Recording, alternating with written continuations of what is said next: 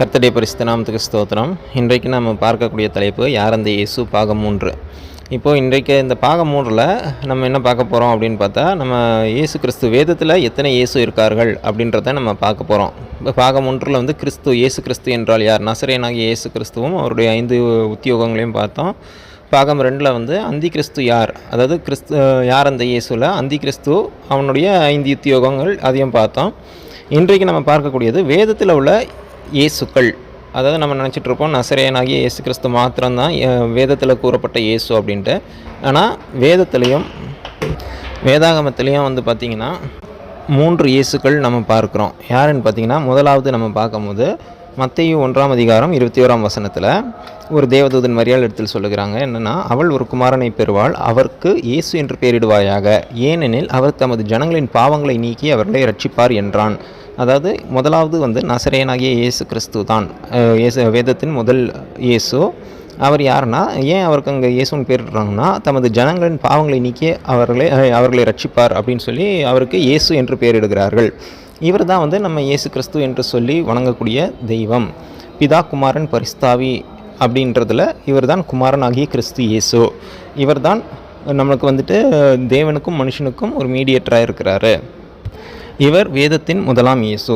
2ஆம் இயேசு யார் அப்படின்னு பார்த்தீங்கன்னா, அப்போஸ்தலருடைய நடபடிகள் 13ஆம் அதிகாரம் 6ஆம் வசனத்தில் அங்கே வந்து பார்த்தோம்னா, அவர்கள் பாப்போ பட்டணம் வரைக்கும் தீவை கடந்து வந்தபோது பர் இயேசு என்னும் பேர் கொண்ட மாயவித்தை காரணம் கள்ளத்தீர்க்கதரிசியான ஒரு யூதனை கண்டார்கள். இங்கே வந்து அப்போஸ்தலர் 13:6 வந்து இன்னொரு ஒரு இயேசுவை பார்க்குறோம். இந்த இயேசு யார் அப்படின்னு பார்த்தா பர் இயேசு. அவன் பேர் வந்து பர் இயேசு. அப்போது அவன் யாராக இருந்தான் அப்படின்றதையும் நம்ம பார்க்குறோம். அவன் வந்து ஒரு மாயவித்தை காரணம் கள்ளத்தீர்க்கதரிசியாக இருந்தான். அப்போது இந்த பைபிள்லேயே பர் இயேசு என்ற பெயர் கொண்ட ஒருவன் மாயவித்தைக்காரனாக இருக்கிறான், 2வது கள்ளத்தீர்க்கதரிசியாகவும் இருக்கிறான். இவன் தான் யாருன்னு பார்த்தீங்கன்னா, அந்த 13ஆம் அதிகாரம் அப்போஸ்தலரில் 13ஆம் அதிகாரத்தில் ஃபுல்லாக முழுமையாக நம்ம வாஸ்து பார்த்தோம்னா என்ன தெரியும்னா, இவன் என்ன பண்ணுறான், அப்போஸ்தலர்கள்ட்ட போயிட்டு பணத்தை கொடுத்து, நானும் வந்து உங்களை போல் நீ இந்த மாதிரி ஒருத்த மேலே கை வைக்கும் போது பரிசுத்தாவி அவனுக்கு வரணும் அப்படின்னு சொல்லிட்டு கேட்குறான். அப்போது அங்கேருந்து அப்போஸ்தலர்கள் அவனை சொல்கிறாங்க, உன் பணம் உன்னோட நாசமாகட்டும். பேதுரு வந்து அவங்கள திட்டி விடுறாரு அந்த பர் இயேசுவை. அப்போது இன்றைக்கும் அநேகர் இந்த ஆவியை கொண்டவர்களாக இருக்கிறாங்க. பரிசுத்தாவின் வரத்தை வந்து பணம் கொடுத்து வாங்கலாம் அப்படின்னு நினைக்கிறாங்க. அப்படிப்பட்டவர்கள் வந்துட்டு இந்த பர் இயேசு போன்றவர்கள், அப்படிப்பட்டவர்களை வந்துட்டு ஆண்டவர் வந்துட்டு விரும்புகிறது இல்லை. அப்போது இது வந்து 2வது இயேசு. பர் இயேசு என்பது வேதாகமத்தின் 2வது இயேசு. 3வது இயேசு யாருன்னு பார்த்தீங்கன்னா, கொலோசேயருக்கு பவுல் அப்போஸ்தலன் எழுதின நிருபத்தில் 4ஆம் அதிகாரம் 11ஆம் வசனத்தில் இன்னொரு இயேசுவை பற்றி சொல்கிறாரு. யுஸ்து என்னப்பட்ட இயேசுவும் உங்களுக்கு வாழ்த்து சொல்லுகிறான் அப்படின்னு எழுதுகிறாரு. இந்த யுஸ்து என்னப்பட்ட இயேசு யார் அப்படின்னு பார்த்தீங்கன்னா, பவுல் அப்போஸ்தலனுக்கு தன்னுடைய ஊழியத்தில் அதிகமாக உதவி செய்தவன். இங்கிலீஷில் பார்த்தீங்கன்னா ஜீசஸ் கால்ட் ஜஸ்டிஸ் அப்படின்னு வரும். அப்போது இது வந்து 3வது இயேசு. இந்த 3வது இயேசு வந்துட்டு ஒரு உடன் ஊழியக்காரன், பவுல் அப்போஸ்தலனுக்கு ஒரு உடன் ஊழியக்காரனாக இருந்தான். அப்போது அந்த காலத்தில் இயேசு என்ற பெயர் வந்துட்டு காமனாக இருந்திருக்கு, யூதர்கள் மத்தியில் காமனாக இருந்திருக்கு. ஆனால் தேவதூதன் வந்துட்டு அந்த மரியாள் இடத்துல சொல்லப்பட்ட இயேசு கிறிஸ்து தான் பாவங்களிலிருந்து மக்களை ரட்சிக்கக்கூடியவர். அப்போ இந்த பர் இயேசு என்ன பண்ணுறான், ஊழியம் செய்கிறான்.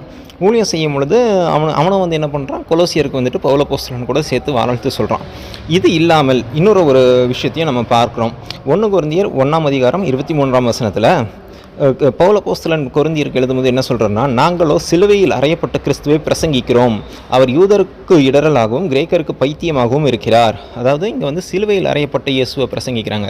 இயேசுவினுடைய விசேஷமே என்னன்னு பார்த்தீங்கன்னா, அவர் சிலுவையில் அறையப்பட்டு 3ஆம் நாள் உயிர் தெழுந்தது தான் அவருடைய விசேஷமே.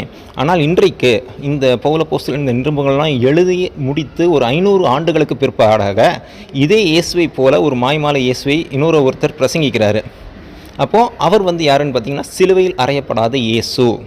அது சிலுவையில் அறையப்படாத இயேசு இந்த வேதத்தின் இயேசு கிடையாது. அப்போது பவுல் அப்போஸ்தலன் தெளிவாக சொல்லக்கூடியது, நாங்கள் சிலுவையில் அறையப்பட்ட இயேசுவை பிரசங்கிக்கிறோம். அதாவது சிலுவையில் அறையப்பட்டவர் என்றால் சிலுவையில் நமக்காக மரித்து உயிர் தெழுந்தவர். இவர் வந்து யாருன்னா, சிலுவையில் அறையப்பட்டு மரித்து உயிர்த்தெழுந்த இயேசு தான் தன் ஜனங்களை பாவத்திலிருந்து ரட்சிக்கக்கூடிய இயேசு. ஆனால் சிலுவையில் அறையப்படாத இயேசு என்பது இந்த வேதத்தின் இயேசு கிடையாது, அதுவும் ஒரு போலி இயேசு. அப்போது இந்த இயேசுன்ற தொடரில் வந்துட்டு 3 பாகங்கள் பார்த்துருக்குறோம். இது 3வது பாகம்.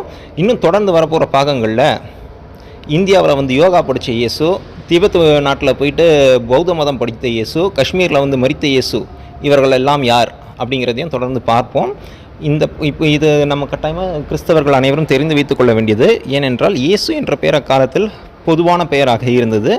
அதனால் அநேகர் இருந்திருக்கார்கள். ஸோ இனி தொடர்ந்து பார்க்க போகிறது இப்படிப்பட்ட தவறான கள்ள போதகங்களையும் மனுஷரால் உண்டாக்கப்பட்ட போதனைகளையும் விட்டு விலகுவதற்கு நாம் எவ்வாறாக சத்தியத்தை தெரிந்து கொள்ள வேண்டும் என்பதற்காக தான் இந்த பதிவும். தொடர்ந்து இந்த வீடியோ உங்களுக்கு பிடித்திருக்குமானால் உங்கள் நண்பர்களுக்கும் சபையாருக்கும் கட்டாயம் ஷேர் செய்யுங்கள். கர்த்தருக்கு ஸ்தோத்திரம்.